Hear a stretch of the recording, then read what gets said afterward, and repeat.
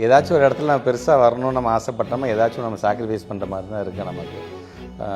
ஆனால் இது மொத்தத்தையுமே சாக்ரிஃபைஸ் மேலே நீங்கள் சொன்னீங்க பார்த்தீங்க மார்னிங்லேருந்து பார்த்தீங்களா அன்றைக்கி வந்து அவளால் வெளிப்படுத்த தெரியல ஜேர்னியால். பட் பசங்க இவங்களெலாம் டைம் ஸ்பெண்ட் பண்ணுறதுங்கிறது ரொம்ப குறைவாயிடுச்சு. லைக் அதர்ஸ் மற்றவங்களுக்கு என்ன பிரச்சனை அதில் ஓடுறமே தவிர நம்ம ஃபேமிலி உள்ளவங்களுக்கு என்ன பிரச்சனைன்னு அதை காமிக்கிறது வந்து கம்மியாகிடுச்சு. அது புரியுது. பட் பேலன்ஸ் பண்ணுறதுக்கு அந்த மாதிரி ஒய்ஃப் இருக்குனால நம்ம வந்து தப்பிச்சுக்கிறோம் பொது வாழ்க்கையில். அவங்களும் பேலன்ஸ் பண்ணலைன்னா எனக்கு வந்து ஃபோக்கஸ் பண்ணுறது வந்து எனக்கு கஷ்டம். எனக்கு முதலமைச்சரோட தமிழ்நாடு முழுவதும் நம்ம சுற்றுறோம் இல்லையா.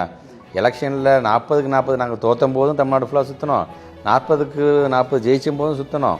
ஸோ இப்படி எல்லா விதமான ஒரு அப்ஸ் அண்ட் டவுன்ஸையும் பார்க்கும்போது சுற்றிக்கிட்டே இருக்கிறோம் இல்லையா.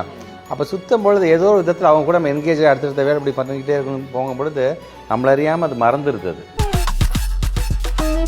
Let's go holidays. Travel beyond boundaries.